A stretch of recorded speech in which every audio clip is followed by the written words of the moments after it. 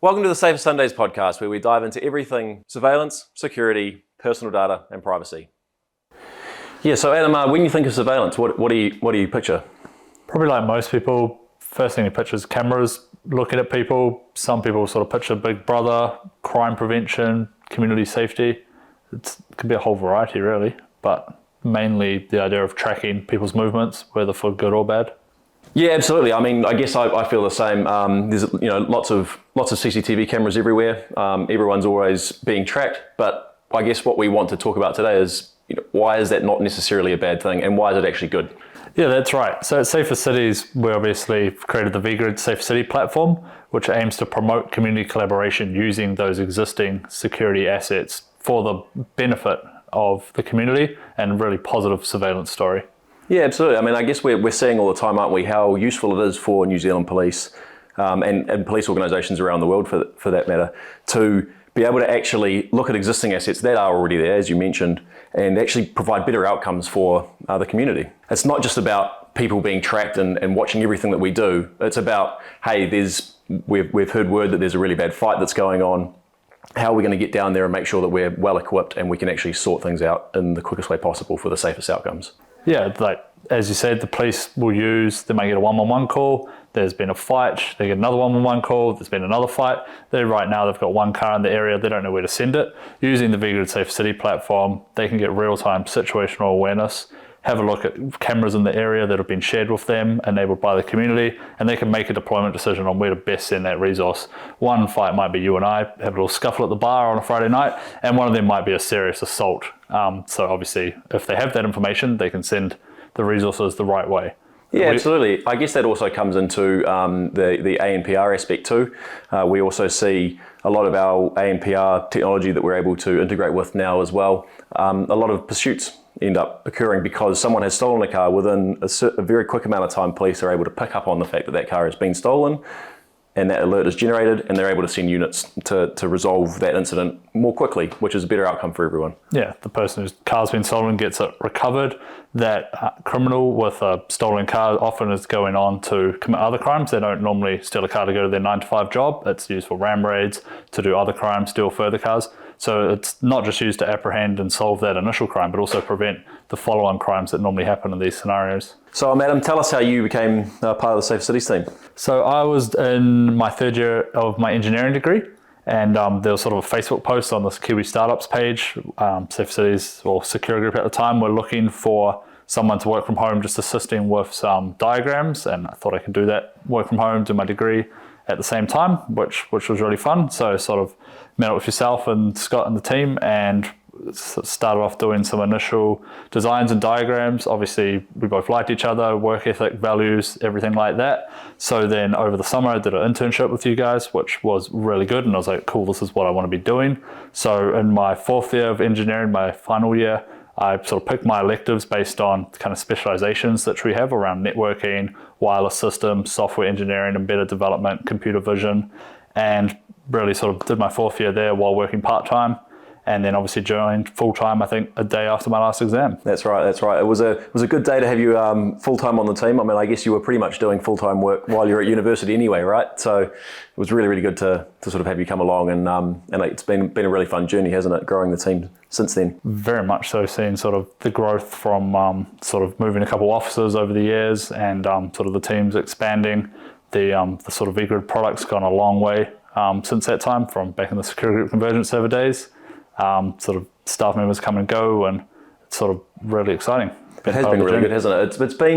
It's been a really fun journey in terms of, I guess, also too in a technological advancement sort of timeline. We've been around long enough now to see where CCTV was and how sort of that technology has been evolving, how things like analytics are coming along, number plate recognition has become a big thing in the last 4 or 5 years, and how all that technology is being utilized by the private sector. And I guess where we position ourselves in the market is being able to sort of help police with that. So sort of being that interface between the commercial sector and the public organisation sector, which is putting all the stuff in, and then being able to share that through to the police. Yeah, and I think ANPR is a good one to touch on, and also just network connections in general. back in 2015, 2016, not many businesses had fiber or business associations. They would have copper connections, so we'd have to transcode the video down to really low quality just so we could get the police something. Nowadays, most footage we're able to provide to police at top quality, even more useful to them. Previously, they could see what was happening. Now they can see a lot more detail, day, night, everything. Number plate recognition. Previously, number plate recognition cameras, you're talking $30,000+ a camera. Now you can buy them for $1,000. They're a bit more commodity items. A lot more businesses, business associations, councils are putting them in, which is better for everyone because that ability to sort of notify of stolen vehicles, go back investigatively and see who drove past when a particular crime happened makes things a lot easier. Yeah, I mean, it's a really good point about you make about commoditization of hardware there, Adam, because I guess that we're also seeing that translate into the home market. A long time ago, it was really hard to, or really expensive to put in your own home security CCTV system. We're now seeing products like Eufy being available on the mass market where people can just put up some cameras around their house and monitor what's going on. And actually, you're seeing things like Ring doorbells, even Echo Spot type devices that Amazon produce. You can be able to see inside your home, baby monitors even, and I guess a lot of that sort of technology leads us into some really funny stuff that we can actually watch online. You're right. It's kind of like modern day America's Funniest Home Videos, where instead of the coincidence that someone has the camcorder recording when something funny happens, almost everything's been recorded. Everyone's got a phone, they can start recording in 10 seconds. Everyone's homes are recording. Like you say, you've got doorbells. Personally, I've got a camera inside for if my dog's at home, I can keep an eye on the dog, make sure she's okay. Dash cams, everything's been recorded. So both it's useful for safety, security, obviously the reasons most people put them in, but you do see a lot of very funny clips on YouTube, different things like people's, I think I saw one, it's probably a couple months ago now in America, and lady got home with her shopping and a Ring doorbell was filming everything, and then literally a mountain lion came and tried to steal her shopping, and they had to wrestle the lion. I presume husband came around and sort of saved the day, but there's sort of some things like that which you'd otherwise never see, and probably no one believe that you got attacked by a mountain lion bringing the groceries home. Yeah, so you said before you have a camera at home to see the dog. Do you have any others around the place? Currently just got the doorbell as well. So our one's currently a Google Nest doorbell, but sort of like to play around with different options. But again, that's pretty useful. Courier arrives, get a notification that either they've rang the doorbell or that there's a package there, package left outside. Sometimes my wife sees the notification and quickly drives home to get the package. When they leave them behind, they don't sign for it, things like that. Or they let you know someone's there.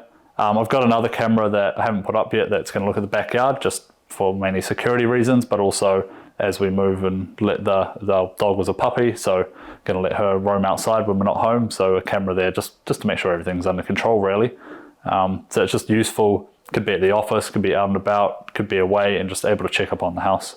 So with your doorbell that you have at home, are you able to, one thing that's always really, really frustrated me is when a courier arrives and it's signature required and you're not home, and then you have to wait a few days before you can get it redelivered again. Are you able to get them to leave it at the door with a signature required if you're on the doorbell? If I'm quick enough, I have to admit I turn off most of my phone notifications. But if I'm quick enough, they ring the doorbell and I pull it up, you can talk back to them and have a conversation. And it actually works really well. Done that for various things.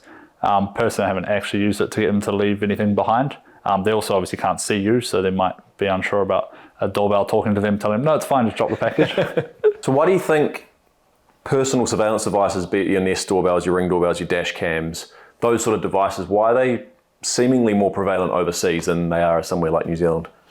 I think a couple parts to it. One, the necessity, two, the availability. So obviously New Zealand, small country, corner of the world, typically technology costs us more. We're normally a little bit slower to get it, a little bit slower to adopt, although not much slower than like in America, but often cost is relevant. There's also, that's the availability side. Then probably more importantly is the need for it. So you mentioned dash cams. Obviously in America, you can get sued if you hit someone. Insurance is a lot more difficult than here in New Zealand. You see probably one of the most common kind of dash cam videos you'll see on YouTube is sort of people trying to commit insurance fraud where they just jump in front of a car that's barely moving and pretend they got hit by it. Those ones are always quite funny when the driver hops out and points to their dash cam and then you see the person run away. So in New Zealand, I guess we don't have the same laws around that, particularly around suing individuals where individuals need them as much. I think dash cam use is on the rise, and we've sort of started doing a little pilot projects around that and how that could work.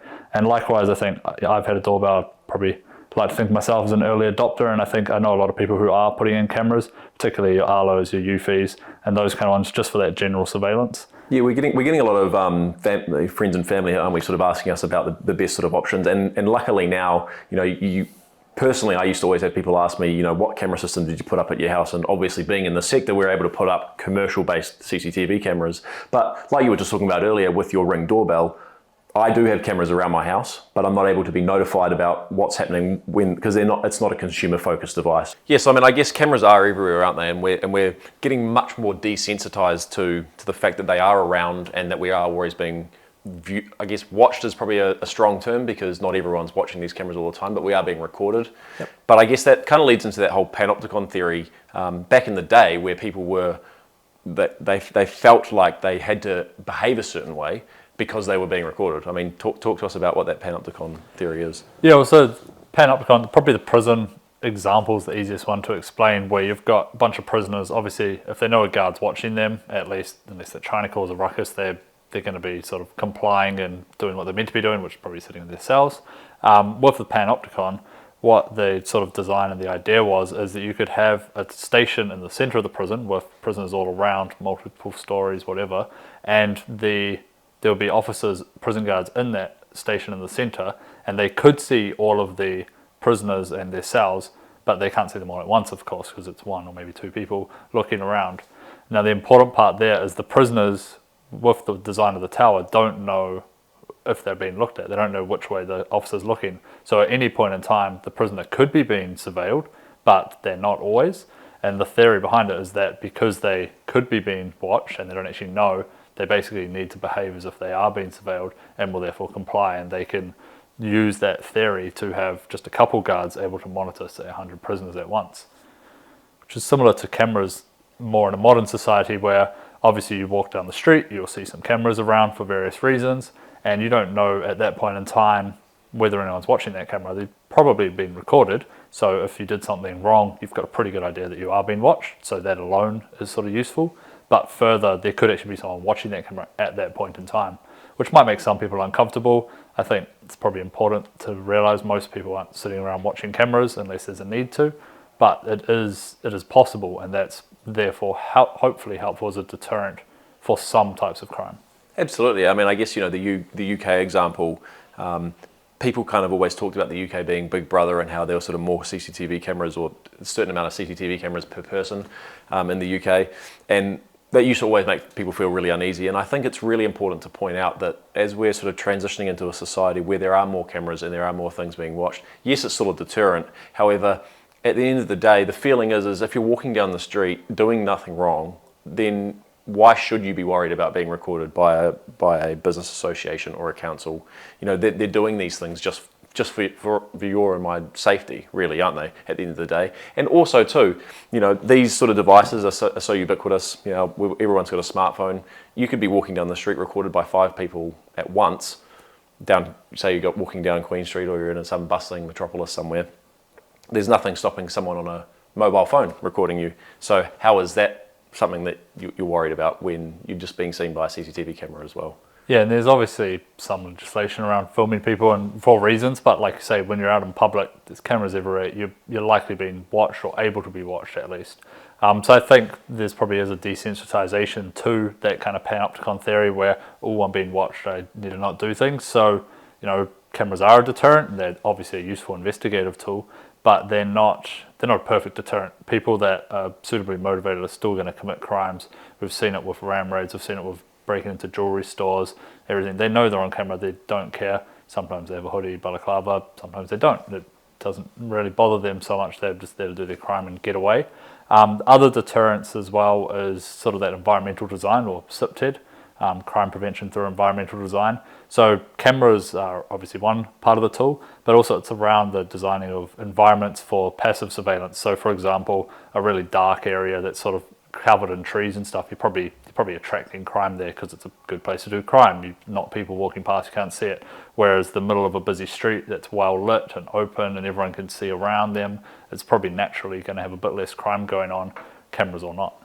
We did see that in one of the parks here in Auckland, didn't we? I guess there was a project run by the council whereby university students were feeling really unsafe at night. It was a dimly lit park, wasn't very easy to see. There were some pretty unsavoury characters come in there. And again, I guess talking to your environmental factors, they increased the amount of lighting that was in the area and put up cameras. Yep. So sort of that double-edged sort of, we're going to make it less attractive to hide out and be in a really dangerous place. And also if you do come to this place, we're going to record you and make sure that we can actually follow up and ensure that, our citizens are safe. And that's a really important part, is that it's both, right? It's not one or the other. You can't put some cameras up and the crime vanishes, and you can't brighten the lights and the crime vanishes, right? There's a lot of factors that need to be looked at, and it's sort of multi-pronged approach with, making awareness, people around, cameras, even just the signs that cameras are there might help some people. Sort of not everyone looks at the cameras or notices them like you and I probably do, but it's sort of that awareness that they are being monitored, so do what you should be doing, and appropriate lighting, making it safer for everyone.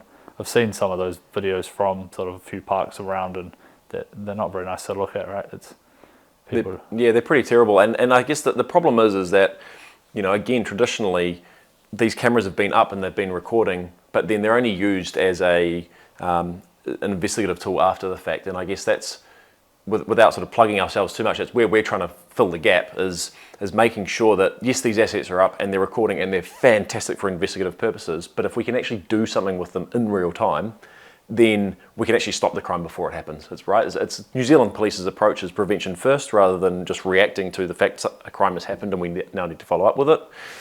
Let's prevent it before it happens, or at its very early stages by respond really quickly and appropriately, and having that sort of situational awareness to see what's happening, where and when. The police obviously can't have their own cameras everywhere. The community do have cameras in most places, or public gathering places at least. So that sort of collaboration is exactly what we're about. That's key, absolutely. The other part to think about is not just the deterrent factor for criminals, but also the reassurance factor for the community at large. So when you're walking through a park, you know that there are cameras around that hopefully are going to help as a deterrent, but also help in an investigation. They're going to help stop criminals. They're going to be used to solve crime and make you safer. That's ultimately what they're about. The knowledge that you're walking around a dark place at night, maybe you're a female by yourself, then knowing that someone can watch you or that security is available, that's really important. We've recently done a project where after hours, the staff have to walk to a car park in a separate building, and any time of the night by themselves. So they've put cameras along the way, and they've got procedures in place so that they can actually watch them leave that operation centre all the way to they get safely to their car, and they've sort of got that reassurance that everything's okay. One of those reassurances is when a vulnerable person's walking, say, through a park at night in the middle of the CBD, they know that there's cameras around and that they're safe. Their footage might be being live streamed, it's recorded at least for investigative purposes. And I think that reassurance factor is really key. We've just recently been doing a project in a sort of a regional area, haven't we? Where sort of that whole reassurance piece was really key. Yeah, exactly. It's the same large district and a couple CBD areas, parks, things where antisocial behaviour occasionally happens. So a lot of the cameras which the police were really pushing for as part of that project were for the sole purpose of community reassurance. And obviously that footage would be useful, but they needed to assure the community that, it is a safe area, you can use this area, you can use these council's facilities at your leisure safely. You don't need to worry that it's not looked after. Obviously, as we talked about earlier, lighting and other things like that also come into play. But I think following that prevention first thing and everything, that there's the deterrent side and there's also the community just being reassured that they're actually safe to live their lives. Absolutely. I mean, we all want to be in cities and towns where we can walk down the street without looking over our shoulder, especially those vulnerable sort of people that we talked about earlier. You were telling me before about a family member. We were talking about a project that we've just done recently, and you were saying about, was it your nana that was actually robbed on her way from her work to her car, and how that sort of has some similarities on a project that we're doing at the moment. Yeah, I think that's the health and safety element that security and surveillance in general can bring. So in my nana's example, this was a long time ago now, she was finished a night shift and she was walking through the car park, and then out of nowhere someone basically jumped out and mugged her effectively, stole her handbag. She was all bruised up, couldn't work for a couple of weeks and everything, and she was literally just walking 50 meters from place of work to her car. The project you mentioned, we're working with, it's a 24/7 operations center. So they've got staff coming and going all times of the night. And obviously in there, they're actually looking at cameras too. So they've got this capability. So this makes it easy where when a staff member leaves the office, they've got cameras in the right position to watch them go all the way out of their office to the next building, into the car park, and watch them safely get in their car and leave the building. And I think that's a really amazing thing that they can offer their employees, is that peace of mind that no matter when you leave, whether it's by yourself, with a friend, with a colleague, you're safe. We're watching. If something happens, they know straight away, and they're literally in the building next door. So if something happened, they could go and deal with it.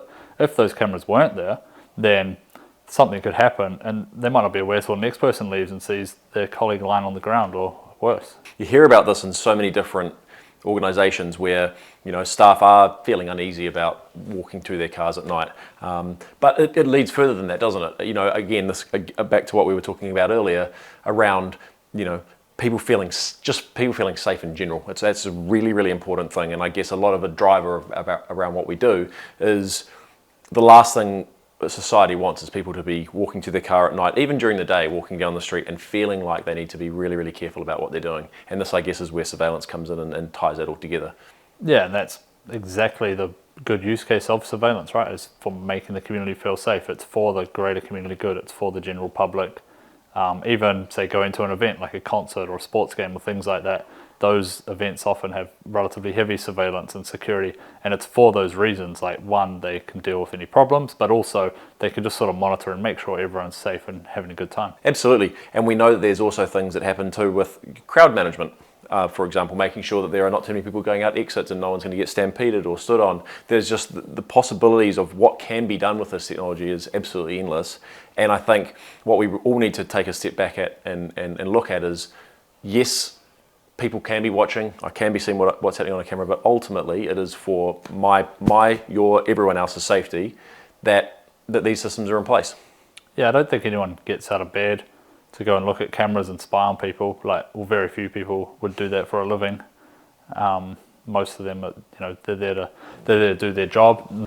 And the people we've met in our line of work are very passionate about helping the community, making them safe, and using that technology for everyone's benefit. Yeah, I mean, they're fantastic people to work with, aren't they? We see that, like you said, the passion of these people to just be making the world a safer place. A lot of these people aren't in it for anything other than being the good in the world, and it's actually really humbling to be able to work with some of these fantastic people. So, do you think everywhere should be monitored by surveillance cameras or CCTV cameras? Well, firstly, probably not changing rooms and bathrooms, but I think public places. I think there's a real benefit and real argument to be made for a high degree of coverage there is in everyone's benefit. Obviously, private property, private spaces, that's up to the owners or users of those spaces. But I think public safety is paramount. And if I could hop off the train in the CBD, walk through a park and everything, knowing that there's cameras around that can see me, I would feel safer. If there's sort of a big blind spot down this dark-looking alleyway, that's probably not going to be a good feeling. Absolutely, and I think tying into that, absolutely, we want to make sure that everything's covered and everything's safe, but we also want to really make sure that that privacy is followed, right? I mean, we're seeing a lot of stuff now with facial recognition and people getting really, really worried and upset about that. And it's going to be really interesting to watch how this technology plays out, both from a technology standpoint as well as from a privacy of people standpoint, because it's a very delicate balance, isn't it? Trying to balance watching people and making sure that they're safe without tracking their every movement and watching where they're going, because obviously people don't want to be tracked, but they want to feel safe. So it's going to be very interesting to watch how this all comes through. Yeah, and that's touching on facial recognition. That's a really interesting one where the technology is probably broken ahead of the legislation, and that could be right or wrong. That often does happen. So it'll be interesting to see how that plays out in the future years. There's a lot we could talk about with that and the implications, and sort of obviously different sort of groups in the community's thoughts on that. Oh, thanks for joining me today, Adam. Obviously, we think surveillance is great. Let us know what you think in the comments below and subscribe to our YouTube channel for more content.